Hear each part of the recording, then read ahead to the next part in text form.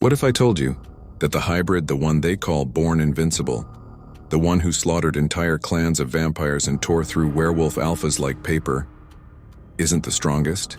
What if I told you there's someone far older, far more powerful, and far more terrifying than anything the world remembers? His name is Sorin, the first vampire, the father of blood, the one the council swore was dead, but he's not dead. You are mine. He's watching, he's waiting, and he doesn't want the hybrid dead, he wants him alive. Welcome to ScaryDrac. If you love dark stories, ancient evils, and terrifying truths hidden in the shadows, hit that subscribe button and join the hunt. Born Invincible Episode 6, The First Vampire Wants Him Alive. The battlefield was silent. No screams, no growls, no howls of the dying, only the soft hiss of blood evaporating on scorched earth. He stood at the center of it all. The hybrid, Born Invincible, alone. Around him the ground was littered with broken bodies, vampires burned to the bone, werewolves torn in half, claws still twitching in the dirt. He had survived what no one thought possible. Not because he was lucky, because he was made to survive, but something was wrong. His chest was torn open by a wound that wouldn't close. His healing, the thing that had always kept him alive, had stopped working. The blood ran freely down his chest, thick and black, as if something inside him had been cut loose. He took a breath. The air was cold. Too cold. The trees around him, tall, ancient things, were unnaturally still.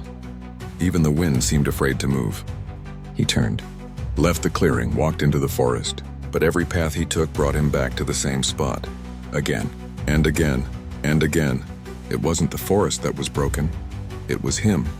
In the center of the clearing, a flower had grown, small, black, blooming from the chest of a dead vampire. He knelt beside it, reached out, touched the petals. The flower turned to ash. Behind him, something landed with a thud. He turned quickly, ready to fight, but it wasn't a threat. A raven, large, ancient. Its feathers shimmered like oil. It looked at him with eyes that were far too human. Then it spoke. "He sees you now." The hybrid froze. His claws remained extended, but his heart thudded once, hard, as if it recognized the name not yet spoken. The raven opened its wings. The temperature dropped instantly. Frost crawled across the grass. And then his mind split open. He fell to his knees as a flood of memories rushed into him. But they weren't his memories, they belonged to someone else. A man pale and perfect, walking through a city of bone, drinking the blood of a dying god under a black sun, shaping the first vampires with his own rib, carved from his chest. Sorin. The name rang in the hybrid's mind like a bell. The first vampire, the one whispered about in old war songs. The one the council said had been destroyed before the first kingdom fell. But he wasn't destroyed, he was dreaming. And now he was awake. The hybrid screamed as fire exploded across his chest. A mark began to burn into his skin, red and ancient, a sigil no one alive could understand. Then a voice, deep, calm, impossible. "You carry my legacy." He looked down at his hands, still stained in the blood of dozens. But now the blood wasn't just dripping, it was moving. Crawling, slithering up his arms, back into his veins, as if it had never left. "What are you?" he whispered. The answer came at once. "I am the reason you were born." He stood staggering, breath catching in his throat. The trees, all of them, had bent away from him. The birds had vanished. Even the insects had gone quiet. He looked up. The clouds above twisted, shifted, and then for a single breath he saw a face looking down at him. A face made of smoke and starlight. Eyes like voids, skin like frost. Then it vanished. He was alone again, or almost alone. "They tried to kill you," the voice said, "to keep you from me. But you are not theirs to destroy. You are mine, child of ash and blood." The hybrid closed his eyes. And for the first time in his life, after all the death, all the victories, all the power, he felt something far worse than pain. He felt claimed.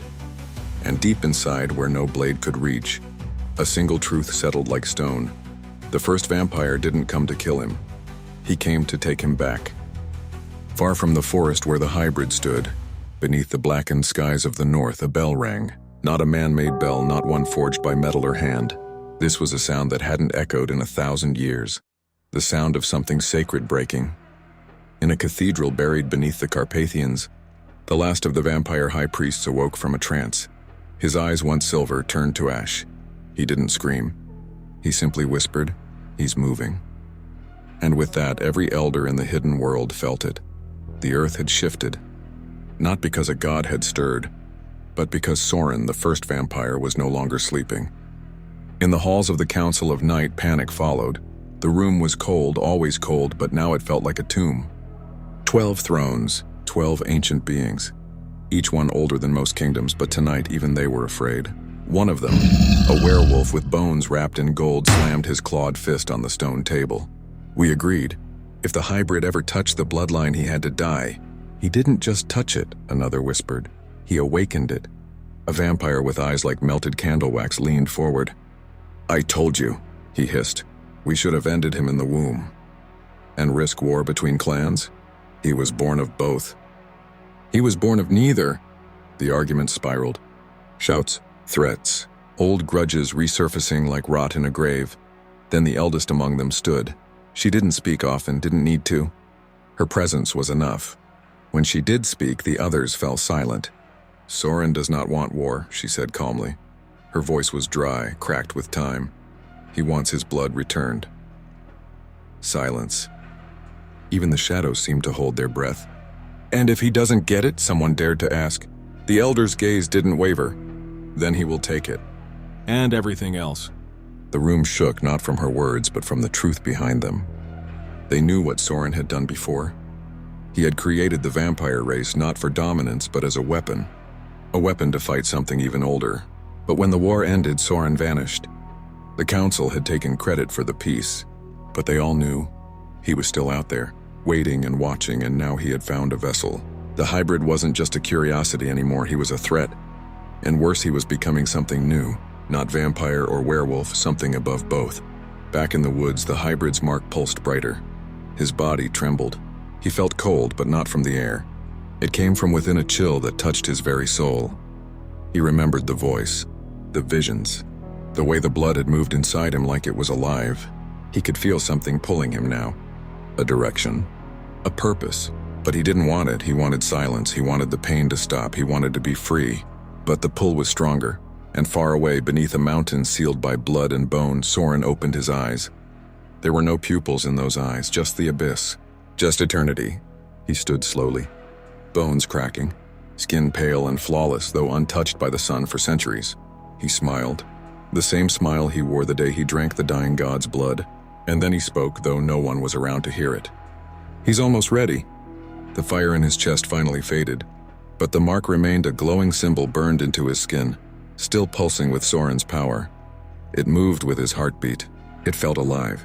The hybrid stood slowly, his body aching in places that had never known pain. Not physical pain, something else. Like the pieces of who he was were no longer holding together. Like something ancient had slipped inside his blood. And now it was rearranging him. He looked at his hands. They didn't feel like his anymore. His claws trembled. His breath came in shallow gasps. All his life he had been the predator. The one who couldn't be stopped. The one who walked out of every battle while others burned. But now, for the first time, he didn't feel unstoppable. He felt watched, claimed, changed. A sound echoed in the distance, faint, metallic, rhythmic. He turned his head slowly, eyes narrowing. Bells. Not human ones. Old bells, carved from bone, ringing through the mountains. He followed the sound. Hours passed, or maybe minutes. Time had begun to lose meaning. Each step took him higher into the cold. The trees thinned. The wind howled. And then, carved into the cliffside, he found it, a temple. Forgotten. Forbidden. Built long before the world had language. Massive stone statues lined the path, their eyes gouged out. Symbols etched across their bodies had been scratched over and rewritten in blood. The air around the place hummed. It didn't feel sacred. It felt buried alive. He stepped inside, and the moment he did, the torches lit themselves. He moved slowly through the dark halls. Carvings on the walls showed creatures that predated even vampires, things with too many eyes. Wings made of bone, mouths in their chests. At the end of the corridor, he found a sealed door covered in black vines. On the door, a single word had been etched. A word in a language he didn't understand, and yet he did. Covenant. He reached out. The vines hissed, recoiling from his touch. The door creaked open. Inside was a chamber round, cold, filled with the scent of rot and old dust. And in the center's a book. It sat on a pedestal made of flesh and bone, bound in skin, written in dried blood. He stepped closer, heart pounding. The moment he touched the cover, the mark on his chest burned again. He opened the book. There were no chapters, no names, just images, visions. A war that stretched beyond time. Sorin standing over oceans of bodies. The creation of the vampire race, not as a people, but as soldiers. The rise of werewolves born from rebellion and rage. And on the final page, a figure drawn in black ink surrounded by flames. Half man, half beast, crowned with fire. Beneath the image, a single line. He will be born invincible, and when the world ends, he will choose which half burns. He stepped back from the book. The walls around him groaned. Dust fell from the ceiling. Then from the shadows, a voice. You were never meant to survive this long. The hybrid spun, claws raised. A figure stepped into view.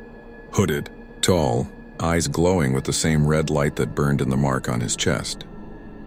You're one of them, the hybrid said. The figure nodded. I was once. A servant of the covenant. A guardian of the gate. But I failed. Failed what? The man pulled back his hood. His face was scarred, his fangs broken. One eye missing.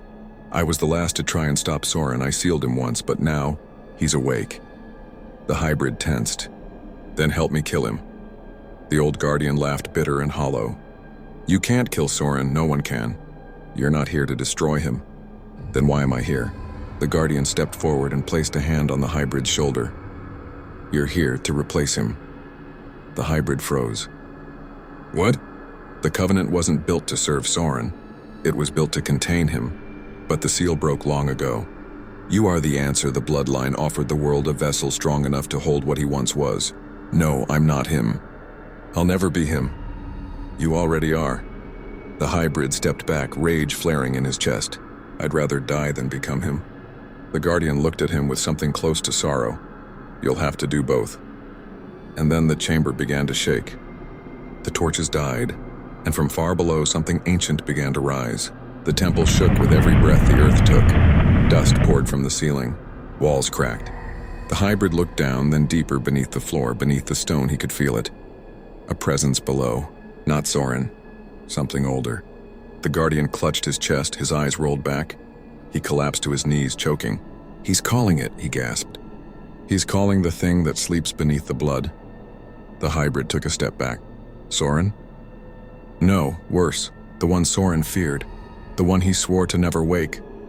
The chamber roared. A hidden crack tore through the back wall. A gust of cold air rushed through, and with it came the scent of rot and the echo of chanting. But there were no voices. The hybrid followed the crack through a narrow tunnel carved from ancient stone. The path led downward, deeper than any grave, colder than any night. He lost count of the steps. He couldn't tell if hours passed or just seconds. Time unraveled the further he went. Finally, he reached it. A door. It stood in the center of a cavern carved by things that weren't human. The stone was alive with movement, like it pulsed. Carvings covered its surface not in symbols but in eyes, and all of them were open. No handle, no lock. But the hybrid knew instinctively how to open it. The mark on his chest pulsed once, and the door breathed. A whisper flowed out, crawling into his ear. Enter, flesh of my flesh. He reached forward. The moment his palm touched the surface, the door turned to mist. He stepped through, and the world changed. No longer stone, no longer mountain. He was standing on an ocean of black water, but it held his weight. Above him, nothing. No stars, no sky, just void. Ahead, floating in the middle of the endless dark, was a monolith. It hovered massive and still covered in the same red mark that burned on his chest. It watched him. He couldn't move. Then a voice not Sorin's thundered from every direction. Who holds the blood of both? Who walks in skin not his own? The hybrid tried to speak, but his throat closed. You are the key, not to open the gate, but to become it. Suddenly, the water beneath him began to ripple. Shapes stirred in the depths. Long, pale, eyeless things swam beneath his feet. They weren't vampires, they weren't werewolves. They were before all of that. Before blood. Before time. One rose. Towering, headless, skin stretched over black bone, and it bowed. To him. The others followed. An army of forgotten gods kneeling to the hybrid. He fell to his knees, overwhelmed by the weight of it all. Tears streamed down his face, but they weren't his tears. The door hadn't led to a prison. It had led to a throne, and he was being asked to sit on it. "No," he whispered. "I didn't come here for this. I didn't come here to be worshipped." "You came here because you were chosen," the voice replied. "Sorin ruled the blood, but you will command what comes after blood." He looked down. His hands were no longer his own. The claws had become blades of bone. His skin, now as pale as moonlight, shimmered faintly. The mark on his chest had spread across his throat, down his arms. He was changing, not into a vampire, not into a werewolf, into something that had no name. "Sorin wants me alive," he said. "But why? To use me?" "No," said the voice. "He wants you alive because if you die, you become me." The monolith cracked. A single massive eye opened in its center, and it blinked.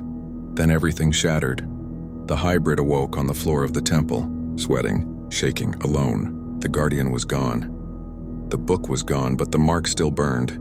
He stepped outside, and the sky had changed. The moon was gone. In its place, a massive red eye hovered silently in the heavens. Watching. Always watching. In the ruins of an old monastery, a young girl sits alone. Her eyes are solid black. She hums an ancient song one no living creature should know. A raven lands on her shoulder. She smiles and says one word, "Brother."